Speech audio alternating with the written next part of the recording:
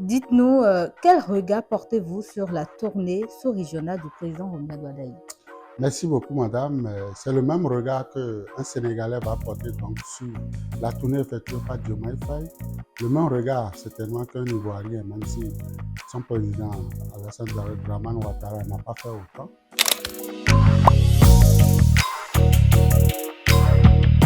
Le Bénin avait des problèmes avec le Nigeria. Le Bénin a des problèmes avec le Togo. Le Bénin a des problèmes avec la Côte d'Ivoire, le Sénégal. Vous n'êtes pas sans savoir que durant les 5 dernières années donc, de Patrice Talon, la relation entre Lomé et Cotonou était tellement froide qu'il était difficile de voir par ici des missions donc, diplomatiques entre les deux pays. Donc, un bon leader, un bon donc, dirigeant désormais du Bénin, il se devait, Romuald Wadaï, de prendre donc ses responsabilités pour aller échanger, pour aller discuter avec ces différents pays-là. Le colon va nous excuser pour une fois parce que chez lui aussi, il a ses propres problèmes. Et en plus de ce qu'il a ses propres problèmes, il a éprouvé tout ce qu'il peut faire et nous a montré ses limites. Aujourd'hui, un pays comme la France, un pays comme les États-Unis ont montré leurs incapacités à faire face aux problèmes liés à leur propre peuple. J'aurais pu imaginer, Oui, en tant qu'économiste, oui, que vous auriez pu voir tous ces milliards injectés oui. dans le social d'un autre œil. Oui, parce qu'on vous a dit que les économistes, ils sont radins, ils sont pingres, ils sont pas des philanthropes. C'est faux. C'est faux. Vous n'avez pas compris, cher peuple. C'est pas qu'ils sont radins, c'est pas qu'ils sont pingres. Mais c'est des gens qui travaillent pour le bien-être. Et pour être heureux, il faut serrer les ceintures. Dans le cadre de sa politique de coopération et d'intégration régionale, le président Romuald Wadaï a effectué une tournée dans plusieurs pays de la sous-région ouest-africaine. Cette initiative, qui s'inscrit dans une logique de diplomatie économique, vise à renforcer les relations bilatérales et consolider les échanges commerciaux. Mais au-delà des rencontres officielles et des déclarations diplomatiques, quelles peuvent être les retombées économiques réel de cette tournée? Quels bénéfices le Bénin peut-il en tirer à court, moyen et long terme? Pour en parler, nous recevons aujourd'hui l'économiste Casimir Pédior. Bonjour, Monsieur Pédior. Bonjour, madame. Dites-nous, quel regard portez-vous sur la tournée sous-régionale du président Romuald Wadaï? Merci beaucoup, madame. C'est le même regard qu'un Sénégalais va porter donc sur la tournée effectuée par Diomaye Faye.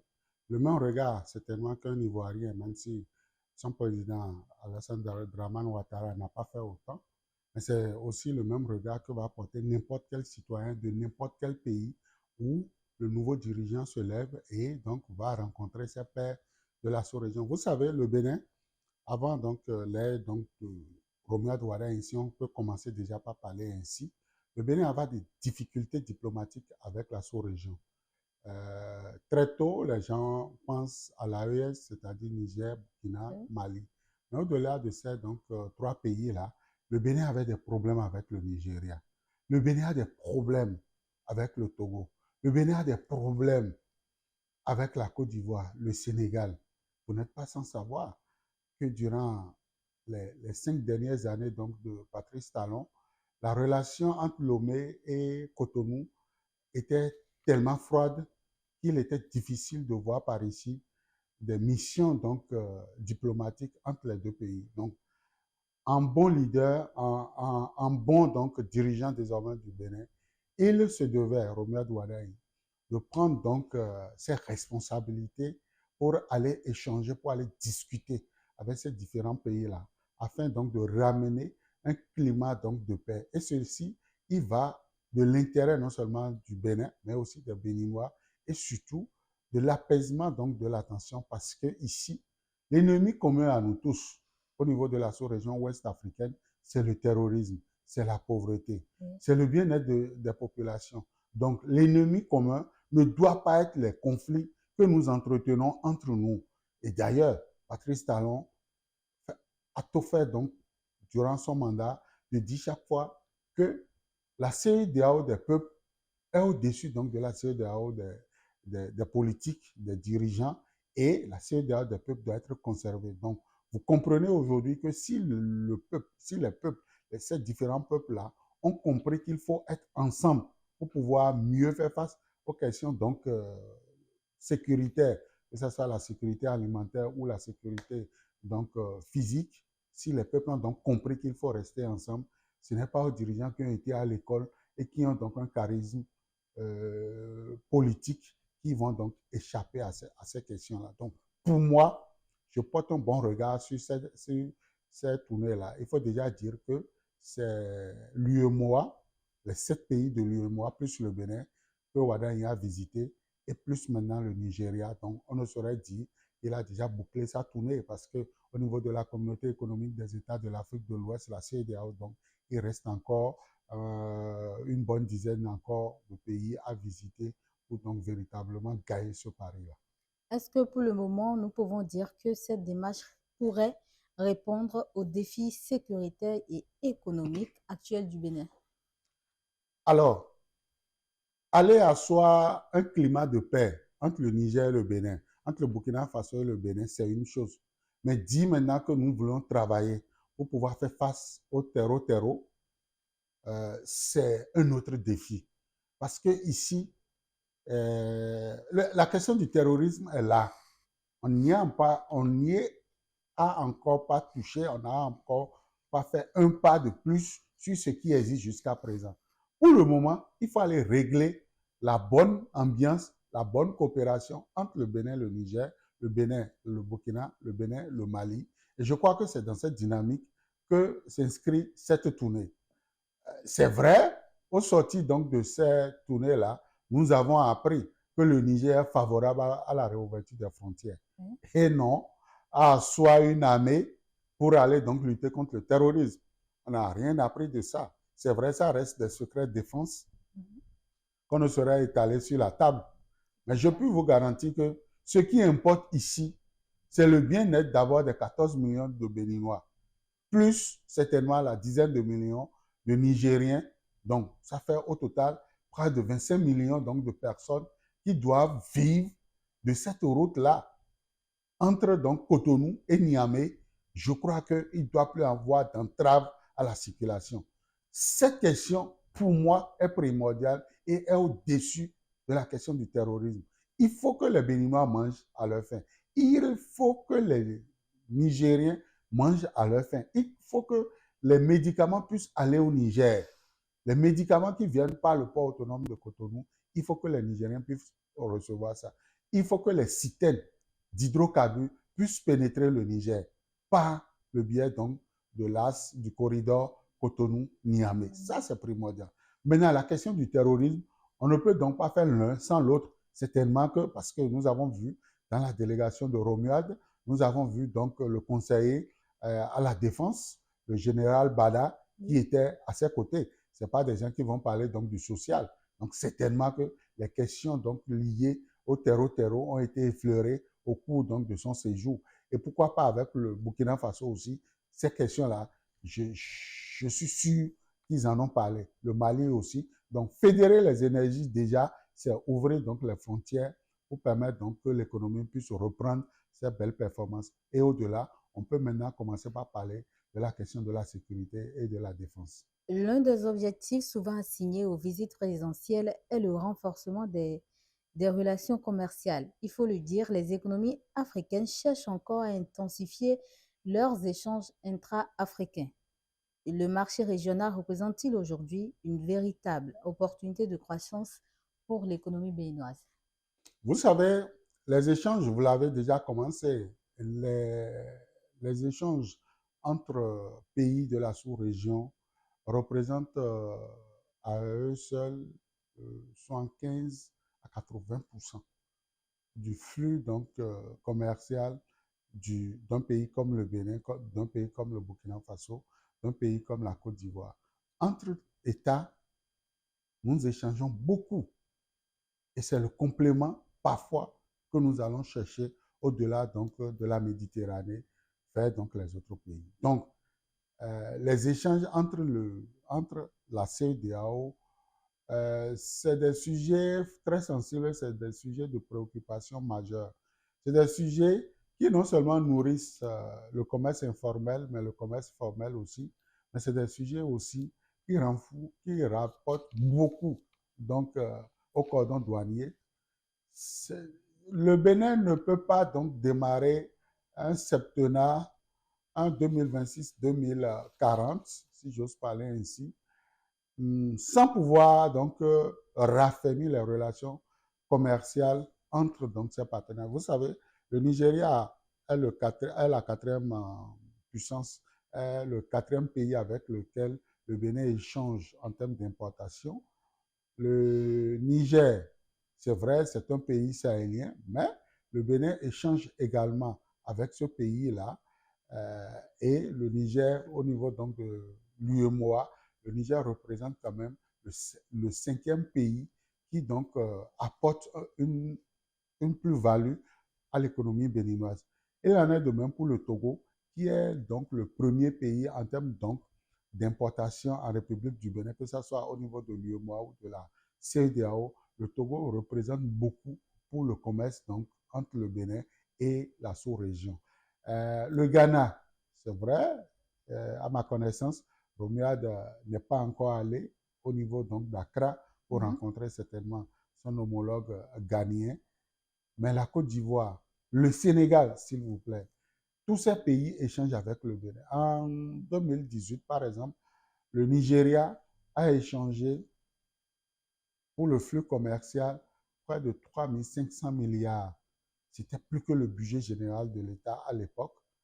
Et donc, vous ne pouvez donc pas réussir un mandat sans pouvoir donc maîtriser ces questions géoéconomiques et pourquoi pas géopolitiques. Voir dans quelle mesure ces 3 500 milliards qui échappent donc au commerce formel, comment est-ce qu'avec ces pays-là, vous pouvez donc travailler et asseoir une politique des plus cohérente. Vous avez vu par exemple pour la question des hydrocarbures, avec l'arrivée de Tinubu, les choses ont commencé par se formaliser beaucoup plus pour le Payor, mais grâce, je ne dirais pas à cause, grâce donc à la guerre entre l'Ukraine, que dis-je, entre l'Iran et les États-Unis, aujourd'hui, beaucoup de Béninois vont à la pompe pour aller donc s'approvisionner en hydrocarbures. Et c'est des plus-values, c'est de l'économie, c'est des tasses que les régies financières du Bénin donc perçoivent chaque fois qu'un Béninois donc va à la pompe pour donc s'approvisionner. Et en plus de tout ça là, il faut quand même dire que nous avons plus besoin de développer les produits locaux, de développer l'économie locale. D'ailleurs, la ZLECAF en dit long. Donc, tout ça là réuni, moi je pense que démarrer un mandat en allant donc au niveau de ces pays de la sous-région ouest africaine, c'est beaucoup plus prolifique que tout de suite de prendre donc son avion et d'aller aux Champs-Élysées ou aller dans n'importe quel pays pour aller donc remercier le partenaire colon qui donc aurait peut-être un regard bienveillant sur le mandat. Donc je pense que la démarche, elle est louable et l'économie béninoise tout entière, le commerce intérieur et extérieur, pourra donc tirer bon profit donc de cette offensive économique et diplomatique que actuellement le gouvernement est en train d'engager. Et dites-nous dans quelle mesure cette tournée, surtout dans les pays avec lesquels le Bénin a quand même eu des petites tensions ces dernières années, dans quelle mesure cette tournée peut-elle contribuer à attirer davantage d'investissements au Bénin? Que ce soit avec le Togo, que ce soit avec le Nigeria. Vous savez, Dangote, par semaine, fait transporter ses camions entre Ilakonji et Semekrake ou entre Semekrake et Ilakonji. Dangote fait transiter donc près de 1000 camions par semaine, je vous le dis. Et c'est énorme. Juste pour les frais perçus au niveau donc du péage, c'est beaucoup. C'est beaucoup de milliards. Un seul individu, fut-il nigérien, donc apporte aux recettes de potes. Et j'estime pour ma part que nous ne pouvons pas être à froid avec un pays comme le Nigeria, encore moins avec un dirigeant comme Dangote. Tony Ilumilou injecte beaucoup donc de naira dans l'économie béninoise. Tony Ilumilou, ce n'est pas le deuxième, mais c'est aussi l'un des plus riches africains aujourd'hui vivant au Nigeria. Donc, un Nigérian qui véritablement apporte une plus-value. Avoir donc des relations à froid avec ces messieurs n'est pas du tout prolifique pour le Bénin. Le Togo, je l'ai dit tantôt, le Togo, c'est la première puissance en termes d'importation des produits vers le Bénin. Le Niger, quand le Niger est parti, nous savons ce que l'économie béninoise a ressenti en termes donc d'asphyxie. Le Burkina Faso, le Mali, même le Mali fait transporter donc ces hydrocarbures parfois par le Bénin.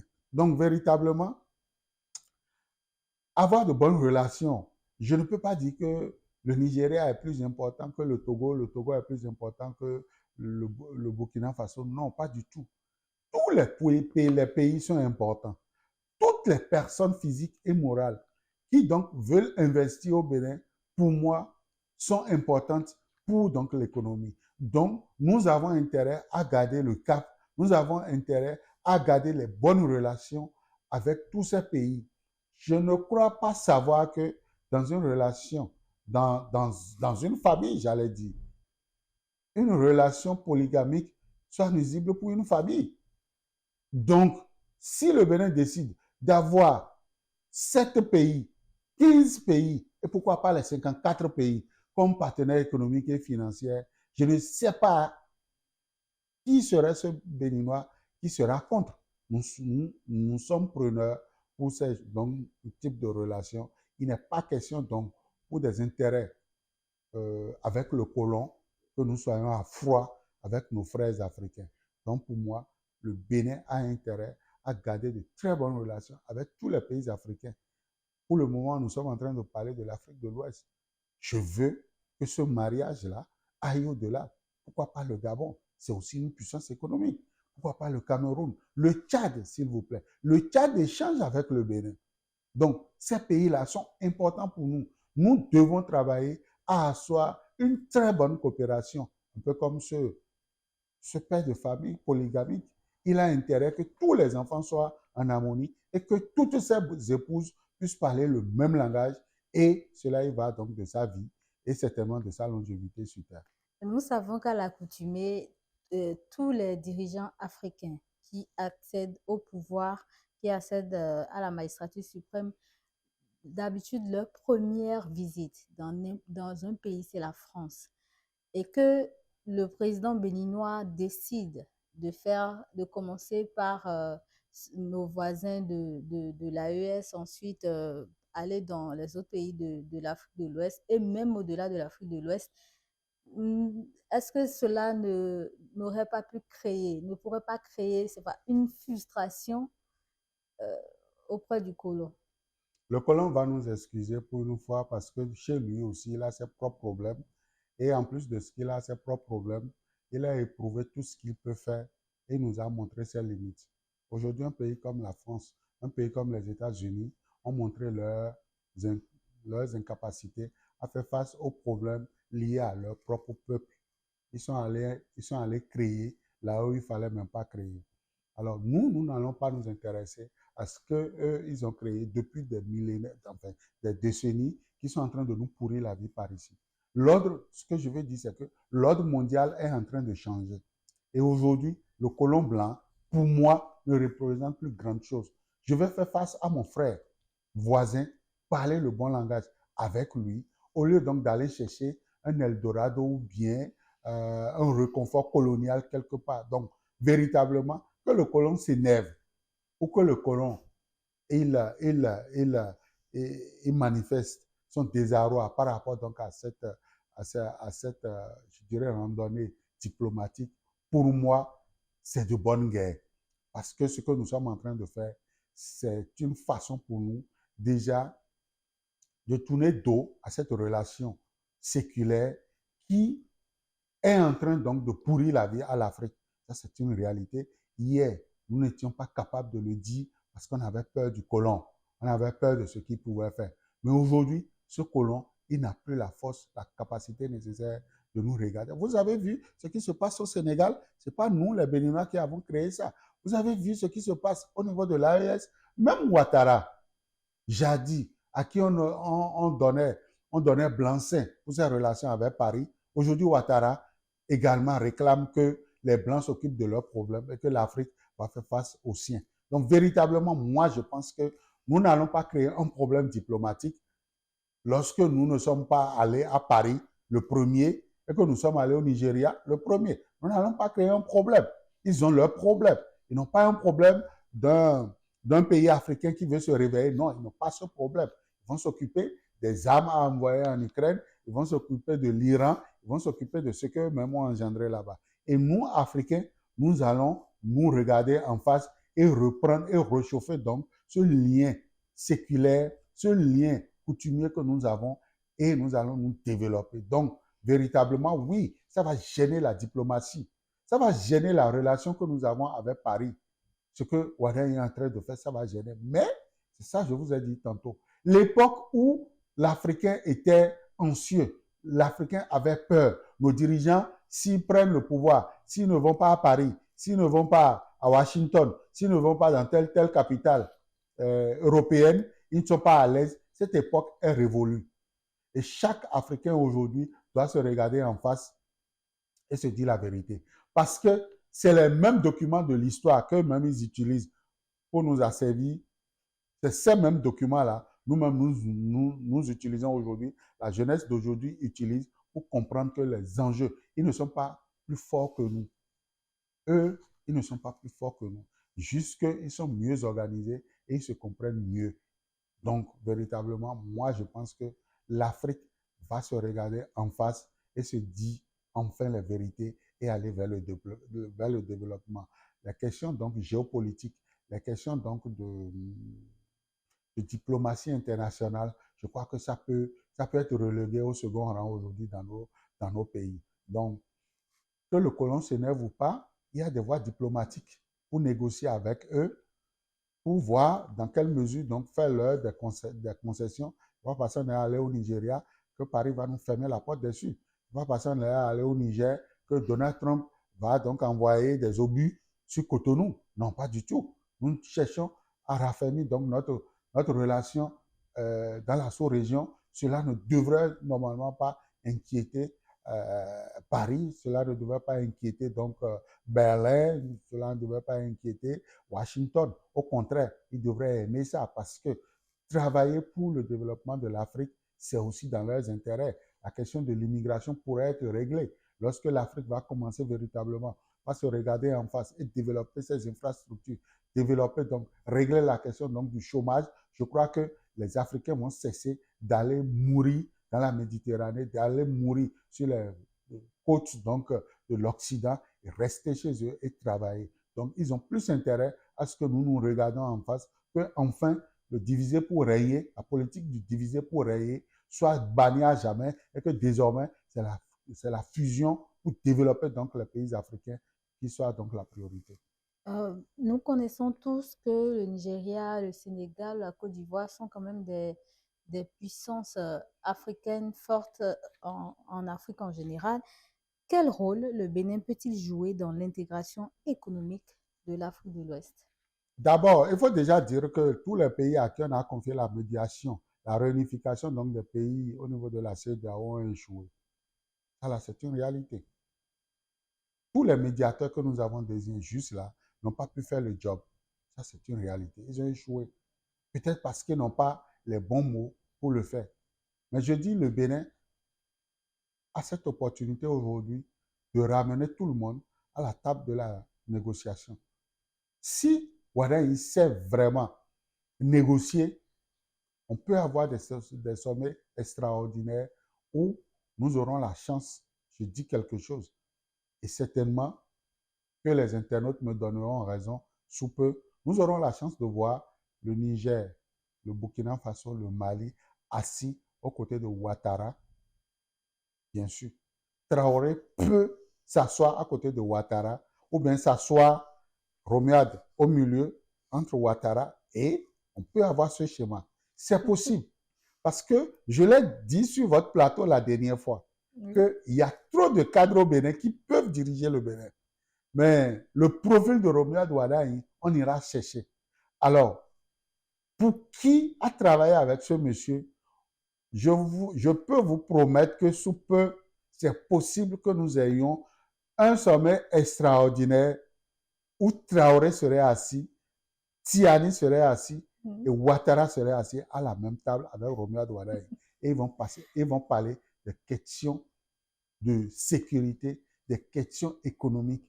Parce que figurez-vous, ni Ouattara, ni Traoré sont satisfaits de la situation actuelle de leur pays. Autant le Burkina Faso a besoin de la Côte d'Ivoire, autant la Côte d'Ivoire a besoin du Burkina Faso. Autant le Bénin a besoin de tout cela. Alors, pourquoi on ne s'assoit pas et on tait nos divergences, se regarder en face et redéfinir les bases d'une nouvelle coopération? Je crois que c'est aussi ça, la petite idée qui est en train donc de passer dans les esprits du nouveau président du Bénin. Au-delà donc du raffermissement des relations entre le Bénin et tous ces pays-là, Romuald Ouattara, il peut prendre le lead de la diplomatie de la CEDEAO, donc de la diplomatie sous-régionale, et gagner donc ce pari. Donc le Bénin peut offrir aujourd'hui cette prestation-là à la sous-région ouest africaine. Et le nom du Bénin pourra être cité comme ce pays qui a pu donc raccommoder, rafistoler tout ce qui était donc perdu. Donc c'est possible. L'autre chose que le Bénin pourra gagner, par exemple avec le Mali, c'est que ces deux pays à eux seuls représentent 60% de la production du coton de la sous-région ouest africaine. Or, le Bénin a créé une industrie qui peut consommer le coton produit en Afrique. Pourquoi ne pas donc dupliquer ce type d'initiative? Donc, le Bénin et le Mali, en se voyant, c'est vrai, nous n'avons pas de frontières directes avec le Mali, mais on peut créer une coopération industrielle entre le Mali et nous. Donc, c'est possible. Donc, sur le plan donc, économique, le Bénin a beaucoup à tirer donc, de ses voisins. Pareil pour aussi les autres pays. Donc, forcément, ces balais diplomatiques, et figurez-vous, actuellement, c'est Ouattara qui est en train de parcourir ces pays-là. Tous ces pays-là sont aussi invités à venir au Bénin. Oui. Et lorsque les dirigeants vont se déplacer, ce n'est pas en termes donc de personnes physiques. Non, c'est des entreprises qui viendront donc prospecter les possibilités donc de coopération avec le Bénin. Donc, on a beaucoup de choses. Vous avez vu déjà le chef de l'État, après donc les 8 pays qu'il a visités ou la dizaine de pays qu'il a visités, il a fait appel donc au président de la Banque ouest-africaine de développement et également au président donc, de la BAD, la Banque africaine de développement. Et certainement que sous peu, on aura des contrats à signer entre donc, ces institutions et aussi des contrats, des signatures d'autres bilatérales et multilatérales certainement qui vont donc engager la responsabilité de ces différents pays. Donc moi, j'ai l'intime conviction qu'il y aura un déclic, il y aura quelque chose sous peu, en tout cas sur l'intervalle de 7 ans, on va assister à quelque chose que l'Afrique va retenir comme positif venant donc de l'élection de Romuald Ouattara à la tête du Bénin. Depuis sa visite au Niger, je crois que ce pas a quand même ravivé les espoirs d'un réchauffement des relations. Pensez-vous que les conditions économiques et diplomatiques soient aujourd'hui réunies pour une réouverture des frontières bénino-nigériennes? Les gars ont faim, madame. Je vais vous le dire en français facile. Les Nigériens ont faim, les Béninois ont faim. Les dirigeants nigériens, ils sont assoiffés de la réouverture des voies. Ils sont fatigués du tort que leur cause la fermeture donc, de ces frontières-là. Donc, je peux vous dire que c'est la première opportunité à saisir. La fatigue psychologique, la fatigue, à chaque fois tirée à boulet rouge sur africain que Tiani se mette dans son fauteuil, caméra et micro ouvert, à dire que Patrice Talon a reçu des terroristes. C'est honteux pour l'Afrique. Ils sont fatigués de le dire. Que Traoré se mette à dire qu'il y a une base militaire à Tourou, il y gagne quoi? Il y gagne quoi? Donc les gars sont fatigués. Le peuple est fatigué de ça. Donc c'est vraiment, c'est le premier point fort de la diplomatie aujourd'hui. Aller dire à Tiani que le peuple béninois, c'est un peu comme aller dans sa belle famille après un dispute avec madame. C'est un peu aller dans la belle famille et dire que j'ai faim. Lorsque vous le dites là, ce n'est pas qu'il n'y a pas à manger dehors. Mais franchement, madame n'a qu'à revenir à la maison. Donc, aller au Niger aujourd'hui, c'est aller dire à Tiani que franchement, les deux peuples là, on a faim. Donc, qu'ils taisent leur divergence. Donc, pour moi, le point le plus essentiel, diplomatiquement parlant, c'est cet aspect de la chose.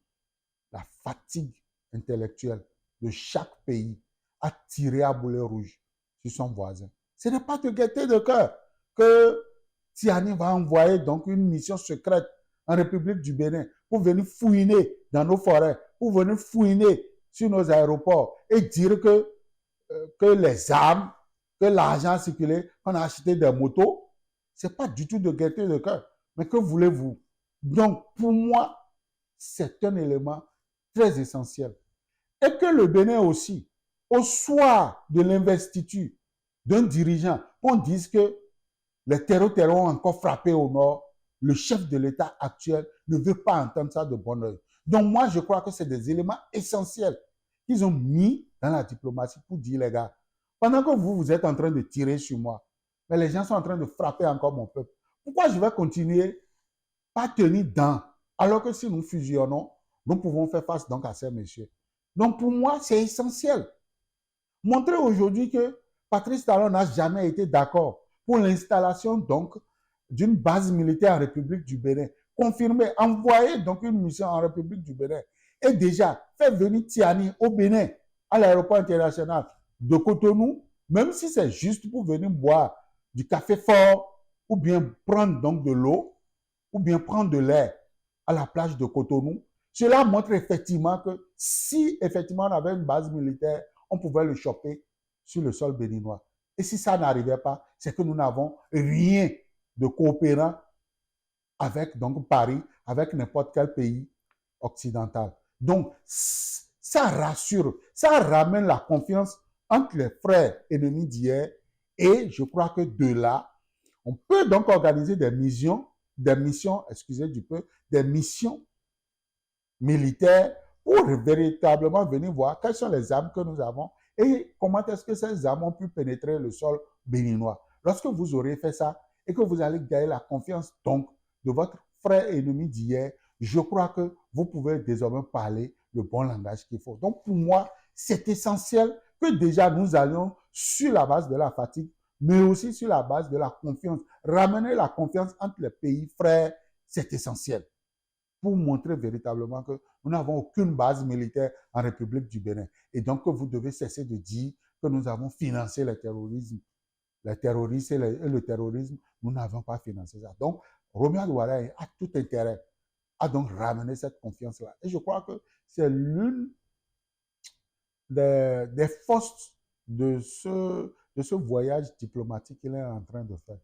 Ramener cette confiance.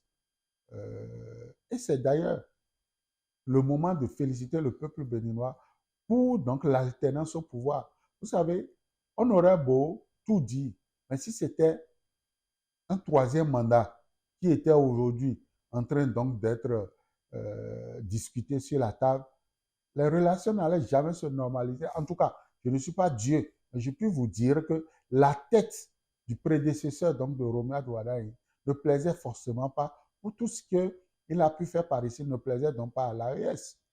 Et ils ont gardé donc les frontières fermées jusqu'à son départ. Et aujourd'hui, ils sont prêts à rouvrir, à faire face donc aux réalités. Donc moi, je crois que nous avons une chance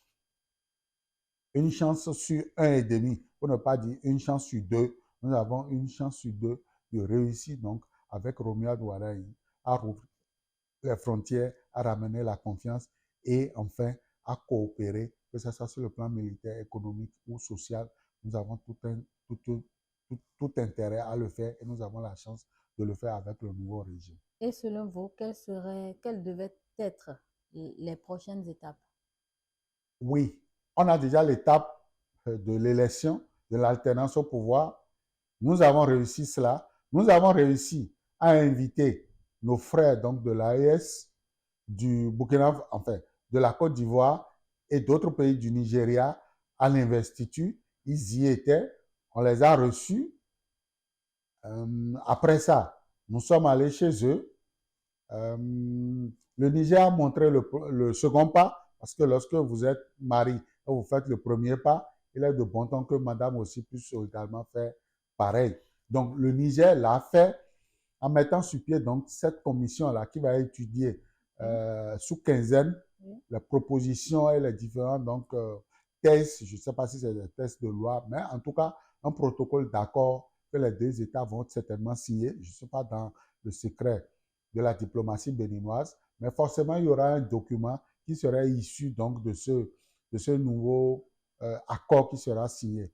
Et donc, après cette étape-là, qu'est-ce qui reste, messieurs? On va s'asseoir autour de la même table, manger et boire. Donc, Tiani va venir au Bénin. Nous attendons pas fermement, nous attendons avec beaucoup de joie. Le peuple béninois attend avec beaucoup de joie accueillir Tiani pour que cet accueil qu'il a réservé à Romeo Douadaï, à notre tour, on puisse lui montrer. Et que dis-je?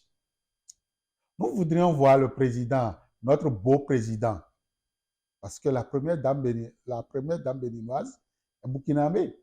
Donc, nous voulons voir Traoré, non pas en tant que président en conflit avec le Bénin, mais nous voulons le voir en tant que beau-frère, en tant que beau pays, fouler donc l'aéroport, le tarmac de l'aéroport international de Cotonou, et nous allons l'accueillir. Et il va voir comment le Béninois, lorsque le Béninois va chercher votre soeur, comment le Béninois vous accueille. Nous allons lui réserver de ces accueils-là. Nous voulons accueillir Assimi Goïta. Nous allons lui essuyer les larmes suite donc à, à cette attaque qu'il a eue. Il a besoin d'un peu, vous voyez, de confiance. C'est vrai, les autres pays de l'AES le lui ont manifesté, mais jusqu'à présent, le Bénin n'a pas encore manifesté donc son soutien à l'État du Mali. Nous voulons que ces gens-là viennent. Nous voulons que Diomaye Faye vienne. Entre Sonko et Diomaye Faye, ça ne va pas. Mais qu'ils viennent ici voir Romuald et reprendre un peu de chaleur. Donc tout ça là, ce serait dans l'ambiance à l'africaine. L'Afrique, ce n'est pas le bavardage. Et le Bénin, c'est aussi une terre d'accueil. C'est aussi l'intégration. Nous avons cette chaleur. Pourquoi pas nous allons les faire visiter Ouida, la route des pêches, tout ce que nous avons pu réaliser. Ils vont faire du tourisme. Ils vont boire nos laits, ils vont manger un peu. Pourquoi pas, ils vont manger un peu. Bon, là-bas, c'est du attiéké, on parle. Mais nous aussi, nous avons notre mets. Liam pilé par ici. Nous avons de bons mets. Nous allons les faire visiter nos infrastructures d'accueil et ils auront le temps quand même de constater. Donc, la prochaine étape se passera dans l'ambiance, dans la convivialité. Et après ça, maintenant, bon, les institutions vont commencer donc par travailler. Qui, pour donc faire transiter les produits, le port autonome de Cotonou va donc communiquer désormais avec les transporteurs. Et je crois que les choses seront mises sur les rails et l'économie va donc mieux se porter. Donc, je crois que nous avons fait l'essentiel. Le plus dur est derrière nous. Nous l'avons fait. C'est de gagner la confiance, c'est de gagner le retour de Tiani, Ibrahim et Goïta au port autonome de Cotonou, à la maison Cotonou. Le reste, nous allons le faire autour du champagne et du vin, certainement. Je le dis comme ça. Mais je sais que Romuald, il sait le faire. Son mentor, Patrice Talon, lui a montré donc comment on fait ce genre de trucs-là. Et pourquoi pas, eux aussi viendront certainement avec un peu de viande séchée du Niger. On pourra donc déguster ici à Cotonou. Êtes-vous optimiste quant à la capacité du Bénin à tirer pleinement profit de cette dynamique? Quand le Bénin veut. Je ne suis pas optimiste. Le Bénin, c'est un pays qui vous surprend. Quand le Bénin veut, il réussit. Mais quand le Bénin ne veut pas aussi, il ne réussit pas. Donc, véritablement, il faut une volonté politique. Et la volonté politique viendra du dirigeant. Et là, nous sommes en train d'observer que Romuald, demain, il peut nous trahir. Il peut dire autre chose. Mais pour le moment, pour l'heure, franchement, il est étouffé par cette crise qui est née, soit avec le Nigeria, soit avec, même avec le Gabon. Tout récemment, nous avons vu ce que les réseaux sociaux et tout ce que les Béninois ont pu causer aux Gabonais. On va donc nettoyer tout ça pour véritablement ramener la paix entre les pays africains. Donc, je crois que si le Bénin veut, nous pouvons le faire. Mais si le Béninois ne veut pas, s'il vous plaît, ne le forcez pas. Il reste tel qu'il est. Mais je crois qu'aujourd'hui, les Béninois veulent véritablement cette bonne coopération. Et par la grâce de Dieu, j'aime pas dire ça, mais nous allons prier pour que nos dirigeants, notamment celui qui a la tête donc de nous tous, puissent donc avoir la clairvoyance nécessaire et les mots doux pour donc apaiser nos frères qui sont vraiment fâchés contre nous. Nous allons faire un bref rapide sur les différentes mesures sociales qui ont été prises dernièrement au Bénin. Le Conseil des ministres du mercredi dernier a adopté plusieurs mesures sociales majeures dans les secteurs de l'éducation, de la santé, de l'agriculture, ainsi que de l'accès aux services de base. D'un point de vue économique, comment appréciez-vous la portée de ces décisions et leur potentiel impact sur le développement du Bénin? D'abord, c'est la rapidité avec laquelle les membres du Conseil des ministres, les ministres ont donc mis sur tapis, sur la table, ces sujets essentiels, qui sont des sujets d'ordre commun, mais aussi des sujets qui intéressent la majeure partie des Béninois. Vous savez, la question du social, il n'est pas négociable. Parce que dans la question du social, vous avez la santé des populations. Vous ne savez pas ce que ça fait de perdre un membre de sa famille. Fut-il votre papa qui a 150 ans? Je ne parle pas de vous, journalistes, mais je parle de tous les Béninois qui un jour ont perdu un parent à eux. Qui laisse 150 ans, 100 ans ou même 20 ans juste parce qu'il est allé à l'hôpital et il n'y a pas de médicaments pour le soigner. Juste parce qu'il a fait un accident. Nous connaissons les cas d'accidents dans nos grandes villes et aussi dans les campagnes. Que vous faites un accident, que vous allez à l'hôpital et qu'il n'y ait personne de votre famille pour dire oui, soignez-le, je vais payer, les gens en meurent. Et parfois, dans la douleur, les Béninois ne savent pas que c'est une erreur grave, monumentale du gouvernement, des praticiens de la santé, que votre parent est décédé. Parfois, on le sait et on confie tout ça à Dieu. On dit, de toutes les façons, il est déjà décédé. Ou parfois même, il n'est pas décédé, mais il perd l'usage de ses organes juste parce que on l'a laissé traîner. Ou peut-être parce que le médicament est dans l'enceinte, s'il vous plaît, de la formation sanitaire, mais il n'y a aucun dispositif pouvant permettre aux médecins, aux praticiens d'aller chercher ce médicament et de vous l'administrer. Aujourd'hui, on le fait. Le gouvernement prend sur lui. Le gouvernement offre la garantie à tous les hôpitaux du Bénin d'aller soigner un Béninois. Et quand on dit un Béninois, ce n'est pas que les Béninois qui peuvent faire accident et se retrouver à l'hôpital. Un Nigérien peut faire accident. Un Burkinabé peut faire accident au Bénin. Un Ivoirien en séjour au Bénin peut faire accident et avoir droit donc à ça. Vous pouvez même être riche parce que quand on veut parler de ce sujet, on pense tout de suite aux pauvres. Non, il ne s'agit pas des pauvres. Il s'agit aussi des riches. Vous pouvez être riche, faire accident, avoir même de l'argent sur vous dans votre voiture ou bien dans votre poche. Et pourtant, vous allez mourir. Donc, le sujet ne s'adresse pas seulement aux pauvres et à la pauvreté, ni à la misère. C'est un sujet d'ordre national.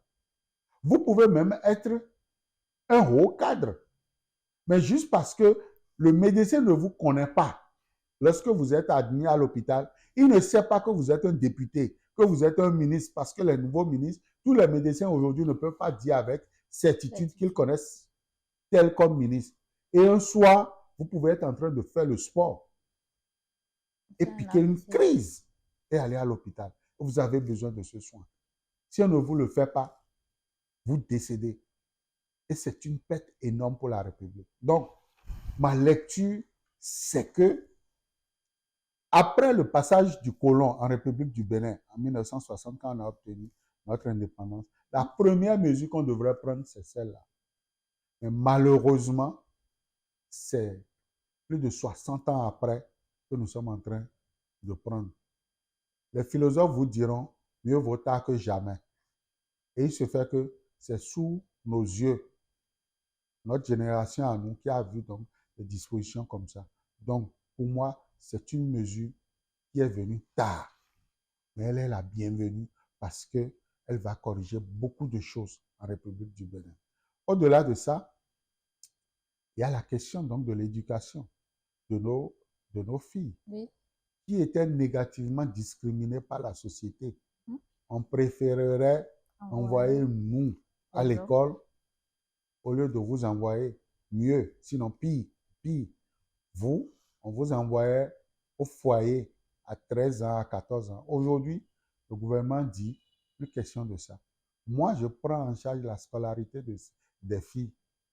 Cela ne veut pas dire que les papas véreux vont continuer par faire beaucoup d'enfants parce que la scolarité, elle est gratuite.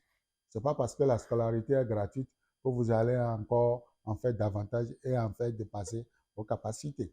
Donc aujourd'hui, c'est une très bonne chose de déclarer donc la scolarité des filles gratuite sur l'ensemble du territoire de la maternelle ou du primaire jusqu'en classe de terminale. Vous voyez, c'est une très bonne chose.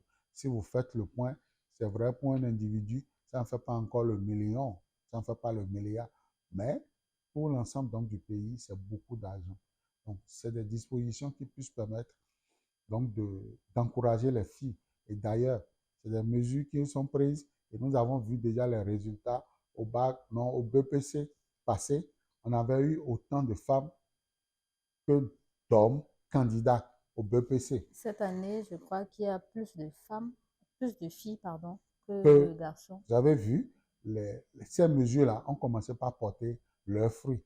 Or, la mesure dont nous sommes en train de parler serait applicable à partir de l'année scolaire 2026-2027.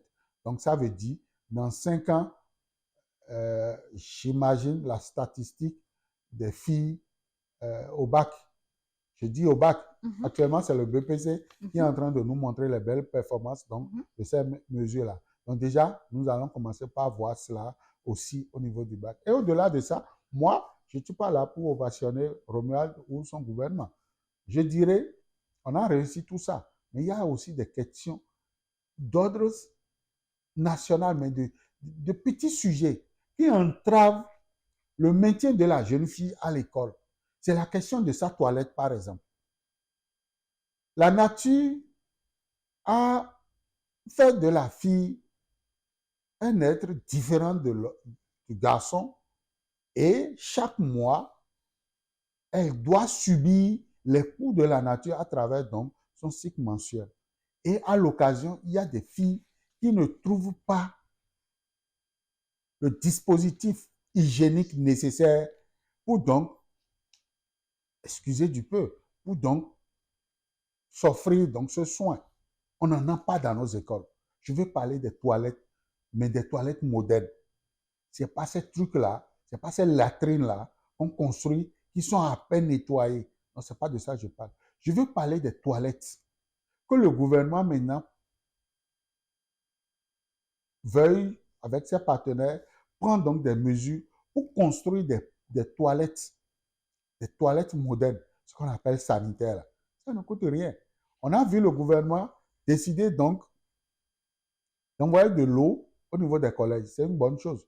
Ça veut dire s'il y a l'eau, on peut maintenant forer donc des puisards et des fosses septiques pour pouvoir donc faire ces toilettes modernes. Donc, la seconde étape, vous ne me l'avez pas demandé, de ces mesures-là, serait que nous ayons dans tous les collèges, dans tous les établissements du primaire et du secondaire, que nous ayons des toilettes suffisantes, mais aussi de bonne qualité. Et que l'entretien aussi se fasse. C'est une mission qu'on peut peut-être confier, je dis quelque chose, aux communautés locales, aux mairies, aux arrondissements, pour les questions donc d'hygiène et d'entretien. Mais c'est un programme qu'on mettra sous la responsabilité donc du gouvernement. Le gouvernement est garant donc de ce projet-là, de ce programme-là, et les mairies deviennent donc comme la branche armée, le bras qui pourra donc exécuter ce type donc de mesures-là. C'est à la fois aussi une question de santé sanitaire, d'hygiène, mais aussi une question d'éducation. Les filles pourront donc mieux se porter dans nos écoles et les garçons aussi pourront profiter donc de ces mesures-là. Donc je crois que c'est très bien, mais il y a encore des questions, il y a des questions subsidiaires très, très intéressantes qui entravent aussi la scolarité de nos sœurs. Et certainement, les études vont pouvoir le montrer. Déjà, entre la troisième et le terminal, c'est-à-dire le second cycle, la jeune fille a déjà atteint un niveau donc, de maturité de ses organes où elle a besoin donc de ces trucs-là. De la sixième en troisième, elle peut donc sécher les cours, rester à la maison. Mais entre la troisième et le terminal, ce n'est pas possible. Donc, le gouvernement doit penser aussi à ces mesures-là pour donc favoriser le maintien des élèves en général, mais des filles en particulier à l'école. Ces mesures sociales impliquent également des ressources financières importantes. Pensez-vous que le Bénin dispose-t-il des capacités budgétaires nécessaires pour assurer leur mise en œuvre durable sans compromettre l'équilibre économique du pays? Oui, madame, oui. Si je prends chaque Béninois, c'est vrai, les statistiques de l'INSTAD ont montré que un Béninois sur deux ne continue pas à déféquer à l'air libre. Mais si je prends aujourd'hui chaque ménage, nous avons au moins une toilette. Nous avons au moins quelque chose qui ressemble à de l'hygiène dans les maisons. Donc le gouvernement a les moyens. Vous avez vu, le chef de l'État, Romuald Douadane, a fait appel à la BAD, je l'ai dit tantôt. Oui. Il a fait appel à la BOAD. Même si nous n'avons pas le cash, le flow cash sur nous, là, mais nous avons les mécanismes qui puissent permettre de financer ce genre de programmes-là, que ce soit le maintien des filles à l'école, qui sont d'ailleurs des sujets d'ordre prioritaire, des sujets de souveraineté, l'éducation, la formation des citoyens. Ce n'est pas un sujet sur lequel on va dire qu'il n'y a pas de l'argent. Il y a de l'argent. On peut trouver aussi avec les partenaires techniques et financiers. Oui, le Bénin a travaillé ces 10 dernières années, peut-être ces 20 dernières années, ou ces 15 dernières années, je ne sais pas trop, pour raffermir son économie, pour raffermir aussi la confiance avec les partenaires, la Banque mondiale, le Fonds monétaire international, la BOAD, la BAD, ainsi de suite, que sais-je encore, pour aller chercher, donc captiver ces financements et se développer. Nous sommes en train de créer aussi des conditions propices à l'émergence du pays à travers l'industrialisation. Aujourd'hui, nos produits sont transformés et c'est une plus-value que nous récupérons qui puisse donc nous permettre de faire face à ces sujets d'ordre social, que ce soit la question sanitaire, que ce soit la question donc de l'éducation ou bien de la scolarité des jeunes filles. Donc, c'est une politique publique qui a été pensée sur papier durant des décennies, durant des années, durant donc le passage des différents régimes. C'est des actes qui ont été consignés. Et là où on doit trouver de l'argent pour garder donc pérenne ces mesures-là, eh bien, le gouvernement a déjà ça et inscrit dans les cahiers, dans les tests. Donc, je crois que le reste maintenant et il ne s'agira que d'aller captiver ces fonds-là. Au-delà de tout ça, nous avons également nos impôts, les taxes. Nous avons aussi les mesures prises par le gouvernement en son sein pour réduire donc les dépenses de l'État, qui sont donc des mesures qui puissent donc accompagner le programme social. Donc oui, dire que nous avons engagé donc des actions en faveur de la jeune fille, en faveur de la scolarité, en faveur de l'éducation, et que 1 an, 2 ans après, ces mesures-là nous ont empêché de payer les salaires. Je crois que ce serait du leurre. C'est pas possible. Il y a de l'argent aujourd'hui au pays et on peut maintenir ces mesures-là sur les 10 voire 20 prochaines années sans courir le risque de s'étouffer. Il y a suffisamment d'argent dans la caisse. Les Béninois travaillent, les Béninois payent leurs impôts et le pays travaille pour donc asseoir ces politiques-là. Une petite parenthèse, j'aurais pu imaginer, Oui, en tant qu'économiste, oui, que vous auriez pu voir tous ces milliards injectés oui. dans le social d'un autre œil. Oui, parce qu'on vous a dit que les économistes, ils sont radins, ils sont pingres, ils sont pas des philanthropes. C'est faux. C'est faux. Vous n'avez pas compris, cher peuple. C'est pas qu'ils sont radins, c'est pas qu'ils sont pingres. Mais c'est des gens qui travaillent pour le bien-être. Et pour être heureux, il faut serrer les ceintures. Il faut fermer les coudes. Il faut travailler. Il ne faut pas gaspiller l'argent. C'est le gaspillage que l'économiste refuse. On ne peut pas gaspiller les maigres ressources que nous avons. Vous voyez, on aurait pu prendre l'argent, aller acheter du riz, aller acheter des huiles, organiser donc du bambou là à travers donc les villes et les campagnes, des meetings de remerciement. Vous voyez encore ça au pays, des meetings de remerciement. Vous savez combien de personnes Romuald a déjà nominé? Vous savez combien de personnes, de cadres, Patrice Talon a nommé en 10 ans de règne? Avez-vous vu une seule fois une messe d'action de grâce en l'honneur au chef de l'État pour avoir promu le fils de Bante, le fils de Tchoumi Tchoumi, le fils d'Agoli, le fils de Koma au poste 2? Avez-vous vu ça encore? C'est ça le gaspillage. Avez-vous vu encore ces messieurs-là qui couraient dans les mairies à racketter les maires les week-ends parce qu'ils ont des faits-pas qu'on vient déposer à l'autorité? J'ai perdu mon beau-père, j'ai perdu la tante de mon beau-père, j'ai perdu l'ancêtre de mon ancêtre. Vous voyez ça là encore? Et c'est dans les caisses de l'État, on va puiser. C'est terminé. Donc l'économie, c'est contre ça.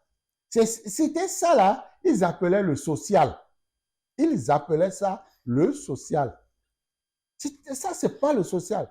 C'est des niches de corruption et de gabegie financière. L'économiste n'aime pas ça et supprime ça.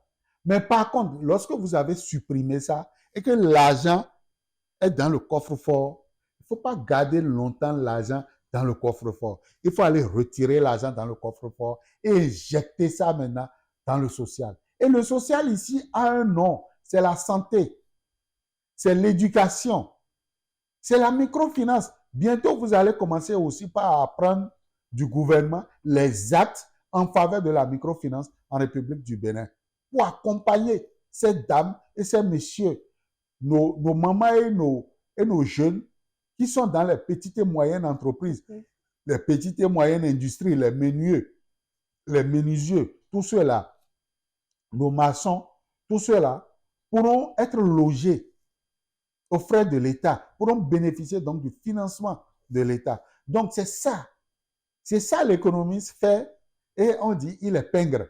Donc nous ne sommes pas contre le refinancement des activités. Nous ne sommes pas contre le fait que le gouvernement veuille partager le gâteau national.